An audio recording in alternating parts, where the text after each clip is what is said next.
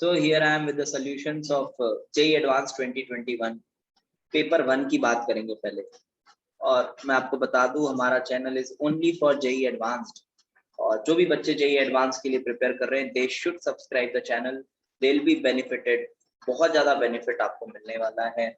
और अगर आपको हमारा लेवल चेक करना है तो आप हमारी रियल एडवांस सीरीज के कोई भी प्रॉब्लम्स आप चेक कर सकते हैं। उसको देखने के बाद आपको फील हो जाएगा कि हमारा एक्चुअल लेवल क्या है और आपको हम किस लेवल की चीजें प्रोवाइड कर रहे हैं फॉर केमिस्ट्री ओनली। ठीक है, तो चलो बात करते हैं बेटा पेपर 1 की। लोग कह रहे हैं एनसीईआरटी बेस्ड था, बहुत आसान था, ऐसा था वैसा था। मैंने आपको पहले ही कहा है आसान जरूर था, बट अब पेपर बुरा नहीं था। जितनी बुराइयां कर रहे हैं लोग उतना बुरा नहीं था पेपर। ठीक, उस गिवन टाइम में अगर आपने पेपर को फिनिश किया है तो यू डिजर्व द क्रेडिट। ठीक है, फिनिश करना, पेपर में आंसर तक, सही आंसर तक पहुंचना इम्पोर्टेंट था। छोटी छोटी गलतियां थी जो हो सकती थी, और ऐसे पेपर में नेगेटिव मार्किंग की बहुत चांसेस होती है। ठीक, तो चलो पेपर तो सॉल्व एक बार कर लिया है मैंने। अब वही आपको बहुत प्यारा एक्सप्लेनेशन देने की कोशिश करूंगा। आप जरूर मुझे वीडियो में बताएं, कमेंट सेक्शन में बताएं कि आपको कैसे लगे एक्सप्लेनेशंस। चलो बेटा पहला क्या था, ये तो नॉर्मल सा दिख रहा है बेटा, बर्च रिडक्शन। बर्च रिडक्शन कैसा होता था? अब कुछ बच्चों ने याद किया होता है कि बर्च रिडक्शन किनारे नहीं होता। किनारे मतलब टर्मिनल एल्काइंस में नहीं होता। क्या कुछ गलती है इसमें? गलती नहीं है, उससे भी आ जाएगा। समझो कैसे नहीं होता था वो। इसका मैकेनिज्म क्या हुआ करता था? इसका मैकेनिज्म था सिंगल इलेक्ट्रॉन ट्रांसफर। सोडियम करता था एक इलेक्ट्रॉन ट्रांसफर, ऐसा एक इलेक्ट्रॉन इधर गया, ये इधर गया, और इंटरमीडिएट क्या आता था? Anion radical. क्या आता था? इंटरमीडिएट आता था एनायन रेडिकल। यस, तो ये C पे माइनस, डबल बॉन्ड C, और यहाँ पे आप ऐसा मान सकते हो lone pair, sorry not lone pair, radical. ये बनता था। अब ये अपने आप को ट्रांस में इंटर कन्वर्ट करता था और उसके बाद फिर ट्रांस एल्कीन बन जाता था, प्रोटोनेशन हो गया। बट अगर आप देखो बेटा, ये जो टर्मिनल एल्काइंस होते हैं NaNH2 टर्मिनल एल्काइन वाले हाइड्रोजन की जो pKa होती है इट इज रफली 25, और NH2 minus is a strong base, strong enough to drag this hydrogen out, खींच के बाहर करता है, और C माइनस आ जाता है बाहर। C माइनस ऑलरेडी आ गया तो अभी एनायन रेडिकल बनने की कोई चांस ही नहीं। कहां से बनाओगे? यहां डाल के इसको और माइनस थोड़ा ना दे दोगे, दिस इज नॉट पॉसिबल। ये कारण है कि टर्मिनल एल्काइंस रिएक्शन नहीं देते। आपने थोड़ा भी ठीक ठाक से पढ़ा हुआ है तो आपको ये बातें पता। मुश्किल नहीं था पेपर, मैं खुद से बोल रहा हूँ, बट बुरा भी नहीं था। तो बेटा यहाँ पे नो रिएक्शन, और यहाँ पे ट्रांस, ये ट्रांस है, ये सिस है। सिस नहीं होता, ट्रांस होता है, सीधा information. Answer is option B, not a difficult. ठीक, बट अ गुड वन। अगला क्वेश्चन, करेक्ट आंसर इसका वो ऑप्शन बी। नेक्स्ट क्वेश्चन पे आते हैं। कंफर्मेशन की बात किया बेटा, एंटी मीजो, सॉरी पूछ रहा है मीजो कौन होगा इन चारों में, साथ ही साथ मोस्ट स्टेबल बताना है। ये नीट का प्रीवियस ईयर है। आपने एक बहुत स्पेशल केस पढ़ा होगा कि जब यहाँ पे OH हो और यहाँ इधर बाजू में कोई भी ऐसा ग्रुप हो जो OH के साथ हाइड्रोजन बॉन्डिंग कर सकता है, लाइक NH2, स्वयं OH, COH, CHO, NO2, ऐसे ग्रुप्स एक्सेट्रा। तो इनमें क्या होता है, इंट्रामोलिकुलर हाइड्रोजन बॉन्डिंग की वजह से एंटी फॉर्म से ज्यादा स्टेबल होता है गॉश फॉर्म। गॉश मतलब यही वाला, बाजू बाजू वाला ये वाला, क्योंकि इसमें हाइड्रोजन बॉन्डिंग पॉसिबल है इंट्रामोलिकुलर। अच्छा, तो सबसे पहले जो एंटी दिख रहा है उसको हटा दें, हटा दो, हटा दो उसको। अच्छा, ये तीनों भी तो दिख रहे हैं, अब ये तीनों गॉश हैं। अच्छा, लेकिन यहाँ पूछा मीजो कौन होगा। मीजो कौन होगा यार, इसको घुमा के देख लो, मीजो कौन होगा, तो बहुत आसान सवाल है। देखो बेटा, ये इधर घुमाओगे ऐसा, आप चाहो तो इसका फिशर प्रोजेक्ट देखो, OH के ऊपर OH ओवरलैप कर जाएगा। अब ये जैसे घुमा Me के ऊपर Me और H के ऊपर H, तो अगर इसका फिशर भी बना के दिखा दूं आपको तो फिशर भी आपको बड़ा मनमोहक लगेगा इसका। ये Me H, a beautiful plane of symmetry coming out there which makes the molecule optically inactive, यहाँ पे देखो ऑप्टिकली एक्टिव होगा ना मॉलिक्यूल, ये HMe ऐसा है, यहाँ पे भी ऐसा करोगे तो देखो HMe ऐसा है, तो इन दोनों में प्लेन ऑफ सिमेट्री नहीं है, इसमें सिर्फ है, तो ये मीजो होगा, तो इसका भी आंसर क्या हुआ, option B. Both were easy questions. चलो बेटा अगले पे आते हैं। This a good question from solid state. Solid state से उतना भी बुरा नहीं था ये सवाल। अब देखो पहले तो इसमें कोई बहुत कैलकुलेशन की जरूरत थी नहीं, ठीक है, नहीं थी, बिल्कुल भी नहीं थी, थोड़ा कॉमन सेंस लगाओ। अच्छा ये देख के साइड में आपको कुछ, अब मैं क्वेश्चन नहीं पढ़ रहा आपके लिए, वो आप पढ़ लेना, ठीक है।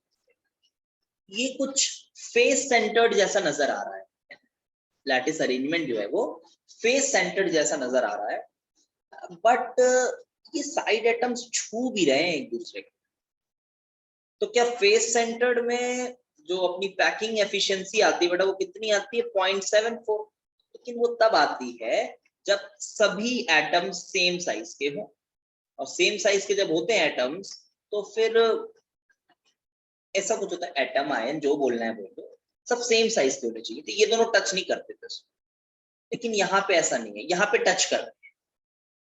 अच्छा टच कर रहे हैं तो क्या A is equal to 2R लगा दें, मतलब सिंपल लैटिस बोल के पैकिंग एफिशिएंसी को 52% मान लें। हाँ 52% होता तो था, लेकिन उसमें कैटायंस नहीं होते थे ना, उसमें कैटायंस नहीं होते थे, वो ऐसा होता था सब किनारे किनारे किनारे किनारे, ऐसा सिंपल सी बात। तो बेटा यहाँ पे ये पूरा एफसीसी भी नहीं है, ये बीच वाला एटम है थोड़ा छोटू है। अब बीच वाला एटम थोड़ा छोटू है तो पैकिंग एफिशिएंसी क्या होगी, थोड़ी कम होगी, लेकिन ये प्योर सिंपल क्यूबिक स्ट्रक्चर भी नहीं है, क्योंकि यहाँ बीच में कुछ तो है, तो पैकिंग एफिशिएंसी एफसीसी से कम होनी चाहिए, लेकिन सिंपल से थोड़ी ज्यादा होनी चाहिए। ऐसा आंसर ऑप्शन बी ही नजर आ रहा है, तीनों का आंसर बी बी बी, ये सीधे सीधे नजर आ रहा है, बताइए ऐसे कॉन्सेप्ट से करोगे, ठीक है, तो आपको लग सकता है एनसीईआरटी का था, बट एनसीईआरटी का नहीं था, है ना, एनसीईआरटी से नहीं आया सवाल, बेटा ऐसे डायरेक्ट एनसीईआरटी से कोई सवाल नहीं आता। तो चलो, तो कैलकुलेशन कैसे करें 0.63, जरूरत ही क्या है, बट ठीक है करना है तो कर सकते हो, कर लो यार, वॉल्यूम वॉल्यूम निकालो। क्या रिलेशन दिख रहा है इधर, एक रिलेशन ये दिख रहा है, देखो R of y is equals to क्या है, 2R of y is equals to a/2, एक रिलेशन ये दिख रहा है, और इधर से भी एक रिलेशन दिख रहा है, क्या ये दिख रहा है 2Ry plus Rx is equals to √2a, और ry जो है a/2 है, तो 2a/2 plus Rx is equals to √2a, ये हुआ। तो इधर Rx in terms of a मिल जाएगा आपको, इधर है ना Rx in terms of a, और फिर पैकिंग एफिशिएंसी निकालना, ये यूजलेस है करना, मैं फिर से बोल रहा हूँ, बट अगर किसी बच्चे को ये देखना है कि 0.63 कहाँ से आ जा रहा है, उसके लिए बता दे रहा हूँ, यूजलेस है, ये करने की जरूरत नहीं। पैकिंग एफिशिएंसी निकालनी है, वॉल्यूम चाहिए बेटा सभी एटम्स का, कितने एटम है वाई के हैं कॉर्नर्स में एक ही एटम है, तो 4/3 पाई r क्यूब आर वाई क्या है a/2 क्यूब प्लस, अच्छा ये x के कितने हर फेस में होगा, तो 3 हुए, 3 इंटू आर एक्स इंटू क्या हुआ 4/3, सॉरी क्या हुआ इधर 3 इंटू 4/3 पाई Rx का क्यूब, और Rx का इधर आपने निकाल लिया हुआ है, इन टर्म्स ऑफ ए आ चुका है, यहां से आ रहा है, डिवाइडेड बाय a का क्यूब, बस आप इसको सॉल्व करिए, you will get 0.63 as your answer. तीनों का आंसर था बी ऑप्शन, कोइंसिडेंस। चलिए fourth question, easy one, this is also easy one, बेटा बहुत जाने पहचाने कॉम्प्लेक्स है, बोर मैग्नेट्रॉन में कैलकुलेट करना है स्पिन मैग्नेटिक मोमेंट, एनसीईआरटी का formula √n × n+2 bore magnetron, spin only magnetic moment का फॉर्मूला। सीआर बेटा +3 में है, सीआर +3 में क्या कॉन्फ़िगरेशन रखता है, वेरी फेमस D3, सीयू +3 में है, सीयू +3 में क्या कॉन्फ़िगरेशन रखता है, D8। अच्छा +3 में D3 D8। D3 में कितने अनपेयर्ड आएंगे? तीनों अनपेयर्ड हो जाएंगे। लाइगेंड भी स्ट्रांग है, वैसे स्ट्रांग हो ना हो फर्क नहीं पड़ता। यहाँ पे 3 अनपेयर्ड आएंगे। 3 अनपेयर्ड मतलब क्या बना? √3 × 3 + 2 which is 5 which is √15 which is 3.87। ठीक है, या तो ये या तो ये। अब इधर आ जाओ, कॉपर +3 में D8 कॉन्फ़िगरेशन है। D8 कॉन्फ़िगरेशन मतलब कितने अनपेयर्ड? अगर आप ऐसा देखते हैं, या फिर 1 2 3, कैसा लाइगेंड कैसा है? कमजोर है।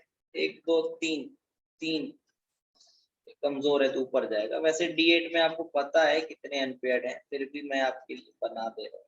दिस ऊपर गया, ये ऐसा आया, ये ऐसा आया, ये ऐसा है। D8 2 अनपेयर्ड, 2 अनपेयर्ड तो बेटा सीधे फॉर्मूला लगाओ, 2 × 2 + 2 4। तो ये 2 × 2 + 2 4, it is √8 which is very much close to 3। तो very much close to 3 is 2.84। the correct answer is option 4। this I will say कि हाँ ये ऐसा था, इसमें कोई ट्रिक्स नहीं थे, कुछ नहीं था ना, क्वेश्चन में कोई चेंजेस थे। You can say this was straight forward from NCERT. आप इस एक सवाल को बोल सकते हैं। ठीक, चलिए आगे बढ़ते हैं। सो इस तरह हमारा पहला सेक्शन खत्म हुआ, और अब जो दूसरे सेक्शन का जो सॉल्यूशन है वो आपको अगली वीडियो में मिलेगा, जो कि जस्ट इसके बाद होगा। ठीक।